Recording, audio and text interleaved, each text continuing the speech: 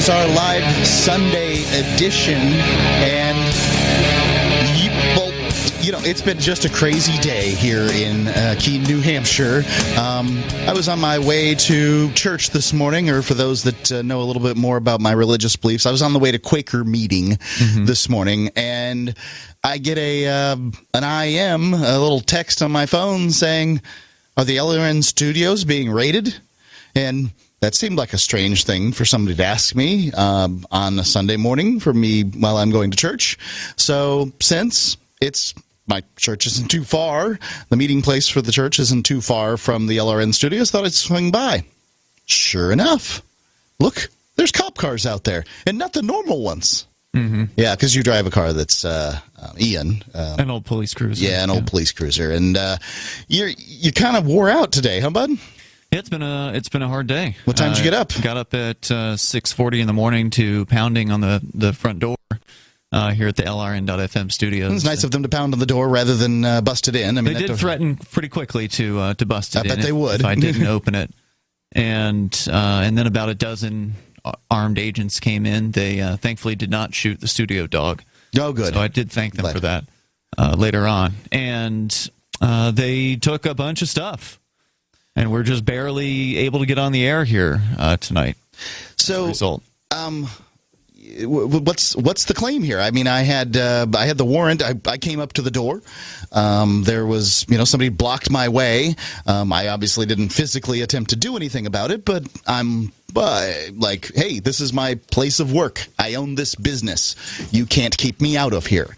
And they're like, what's your name? I'm like, are you conducting an investigation? And he's like, I can't find out from the homeowner whether or not I can give you the warrant if I don't have your name. I said, there isn't a homeowner. The homeowner's an organization, not anybody in that house. It's a church that owns this place. So, at some point or another, with wrangling back and forth, he did manage to get me a piece of paper. So can you, I read it quickly, as quickly as I could. Is something to do with a Tor node?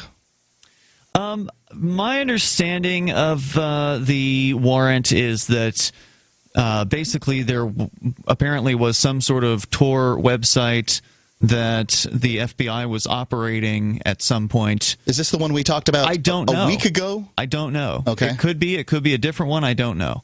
So we talked less than a week ago about the FBI distributing child porn here on the air. It was it was a week ago. It was on a Sunday night. Last Sunday night we talked about the FBI and a story that came out that they were distributing child porn in order to ostensibly catch people, but that doesn't change the fact that if child porn has a victim, then they were victimizing people.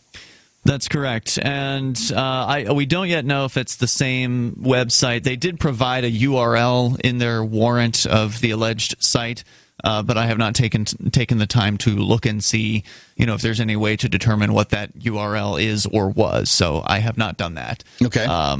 And the allegation was that while the FBI was running this particular alleged child porn website, that someone from the LRN FM studio IP address did access that site. Okay, so the claim is that somebody using your router, is that the right terminology? Modem? The internet connection that's connected to the router. Your modem. Now, the studio modem. Not knowing much about computers and knowing a lot about you seems unlikely that you would do such a thing, but okay, let's. I've got a series of questions. How many people have been given the password to the studio computers here? I mean, people who come in. I know I have it. My laptop set up. Every co-host of the show and guests, and also anyone else who might be hosting another show. I wouldn't go that far. Okay, to say that, but there are several people who have access and have had access. And actually, I've changed the password since a year ago when the supposed investigation started. Are you kidding? It was the old password? Oh, man. Yeah, so more people That's have dozens. that. More people dozens, have that. Easily. So I'm going to go with the number dozens. Yeah, this allegedly happened early in 2015. Yes, so this does seem to. I did look up the story you were talking about before that we'd reported on a week or so ago about the Playpen website, and without having the warrant in front of me, that some of the other hosts have it right now and they're looking at it. This may be the same. It may be the same. I'm not clear. It would be really sort of ironic if the FBI tried to charge you for going to the website that we reported on a week ago. Like this, it sounds like there might be a grudge there, right? I mean, the possibility exists. I mean, if there was any doubt that I was on the federal government's radar before this, that doubt has now been erased. Well, the first thing I thought when I saw this warrant was, oh, the word child porn. Well, that's the easiest thing for them always to get somebody on, because all they have to do is sort of send an email or whatever with with a file, download an executable, whatever. I don't know all these terms, and please don't quote me on them. But some kind of file, and bam, you've got it on your computer. Then they just come get the laptop. Oh, there it is. And so the claim is that you access that somebody accessed through this particular line. They come get your computers. That way they can prove whether or not it's you, right? Is that the idea? Well, that would be the claim, as I understand it. I mean, taking the computer, I think what they're going to try to do is identify if any of the computers in the studio at the time that they raided it would match the, if you will, the fingerprint from their, what they call the NIT, the Network Investigative Tool. If you might recall from our discussion previously, that's their term for a hacking tool, where they installed this tool, at least in the case of the Playpen site, they installed this tool on the site. It was a Flash-based thing, and normally the Tor browser, we're talking about a Tor, a hidden service site here. Yeah, this isn't something you could just go on. It's an anonymous system, or it supposedly is anonymous.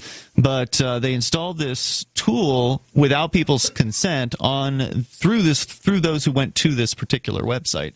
And then they use this tool because it's Flash, it's not part of the Tor network, and they can just send directly over the internet to their servers information about the computer that the tool was installed upon. So the tool would identify the operating system, the MAC address, which is a unique identifying for each computer, for each network adapter on the computer, meaning your Wi-Fi connection or your hardwired internet. So they could tell which computer, if a they computer should be able to, in fact used this particular this website, the website whichever from one. This network, then they could tell which computer was used. Is that correct? Yes, they should be able to do that. I've got a couple more questions here. Did you access this website? No. Okay. I don't know what site this is that they're even claiming that I Right. We're just speculating at this point. Did you access any child porn websites within the last year on Tor? No. Okay. That's probably a better question to ask. Kent, is there a way to remotely link into someone's network and then use their network to visit websites? Or would you have to physically be here? Well, someone could sit out in a van if they had somewhat remote access to the router, and they could get online. Quite frankly, I had this password. But then they wouldn't find that computer because that would be someone in their van. So that's good news, and I want to talk about that particular aspect of it. This all presumes the feds are going to be honest, and, we didn't find anything. Here's your 60 pieces of equipment. That's my next question. Right, and you can just forget about all of the computers. They're just gone, because they're going to be garbage by the time you get back. At least, right. Yeah. So forget about the computers. I'm sorry they took thousands and thousands of dollars worth of computers from you, and I'm really sorry that happened to you, but you've got to forget that. So do they take every computer in the place? We probably shouldn't talk about what they did and didn't take. Okay.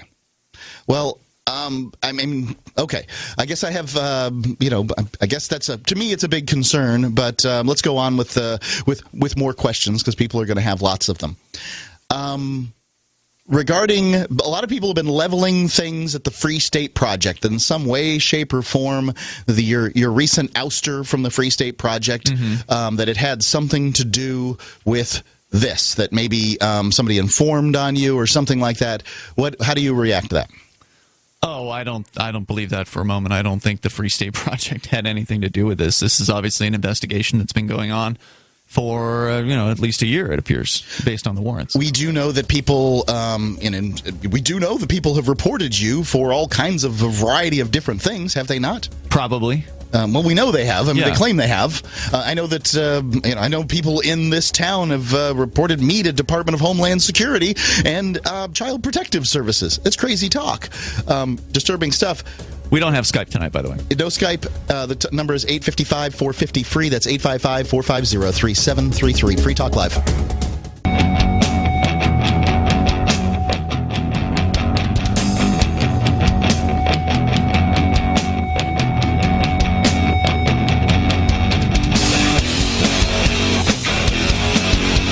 Free Talk Live.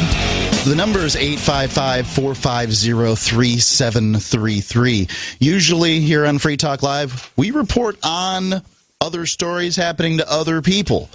Sometimes we report on stories that happen to us. I would say that this story is the worst thing that's ever happened to Free Talk Live, any of us involved. I showed up at the studio this morning at about before 10 a.m., about 10 a.m., and it was crawling with local, state police and the FBI, and I couldn't even come in. So I'm, as much as anyone here, I'm trying to figure it all out. Got to say, everybody's sort of shocked. Ian, the studio. I was shocked. Yeah, I mean, like almost all our computers are gone. We've got enough to sort of get on the air, but not. I mean, there's no video. LRN.FM, which is the network that you've run for years uninterrupted. It was silent for many hours today. Yeah, and at this point, you're not going to have the unique content that you usually have on it. You're running sort of a bare bones situation. I'm basically running Free Talk Live over and over again. That's all I've got right now. Yeah.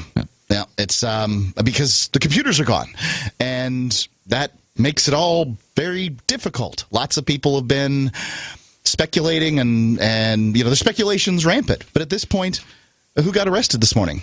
No one. Oh, sorry, TJ. We're bringing TJ the Spy in. TJ the Spy was here this morning. Hello, Ian. I must say, you really have an interesting place here. I say, so by the way, I'd like to tell everybody, I normally co-host on Friday night, but since I was the one who actually spotted the raid, I was upstairs, at 6 in the morning with James, and we were telling each other how much we meant to each other, and I looked out the window, and I saw about 10 people with FBI on their front chests walking towards the studio door, and I said, well, I don't know what they're here for, but it doesn't look like they're here for a social call. So I went down and we got Ian up, and we let the FBI in. And without incident, they presented a search warrant, and they were I guess to say could have been worse. Warrants, actually. What were you wearing at the time, TJ? I was wearing absolutely nothing. I was buck stark naked, and this is a funny little story. So the agents said, do you want to get some clothes on? And I said, well, yes, I want to get some clothes on, but I can't, because once I go back into my room, anything within grabbable distance becomes possible seizable as a weapon. So I can't go back into my room. It's now effectively a crime scene. So I walked down in the studio. So there was about 10 FBI agents, 2 New Hampshire State Police, and 1 Keene local police officer providing perimeter security. But the actual search team was 2 members of the New Hampshire State Police and about 10 members of the FBI. How do they fit in this house? It's not that big. Well, they were in different rooms, all over the place. triaging, and they put labels on everything, evidence tape over everything, and they seized about 48 pieces of media, thumb drives, servers, laptops, phones, and based on the warrant, I've looked at it over and over again, and again, we have that's one of the frustrating things about this, because as a spy, I'm supposed to have all this intel, but sometimes I have no facts, and all I can do is just speculate, and I can provide some educated speculation about what's going on here. And so for those of you who don't know, basically from February 20th for 30 days in 2015, the FBI ran a website in Virginia. And if anybody visited this website with a password and a login, the FBI tagged your web browser if you were using a laptop or a desktop or a phone. And the FBI, they seized pretty much everything that wasn't nailed down in the studios, but they're looking for whatever device accessed their server. And I mean, here's the best part. Allegedly accessed their. Well, here's the thing. I don't even have to say allegedly accessed. I'm going to say somebody accessed, because I know it wasn't any of us. We're totally innocent, and I'd like to say we don't do spin control here. We just tell the truth. But the thing that's really disturbing about this is a week ago, less than a week before the raid, we reported on this story where the FBI was distributing child porn. That's right. And I cannot overstate this. The Federal Bureau of Investigation, the White Knights of Justice in America, were distributing pornography from poor, abused little children, and they were calling it good and just and right. I mean, and we made a big deal about it last week. Yeah, we talked about it on, I think, our Saturday show. We called them child pornographers. They are child pornographers, the distributors of child pornography. Well, then they show up here. I fully expect them to come to my house next, because apparently you can't go on national radio on 170 stations and say the FBI distributes child pornography and not expect to get raided. Well, they're not going to come to your house next, Mark, and here's why. Well, You're innocent. if they do, You're they better innocent. bring a you lunch. Didn't do anything wrong, and none I've of us. got 11 acres. What? They came here, and you're claiming you didn't do anything wrong? I didn't do anything.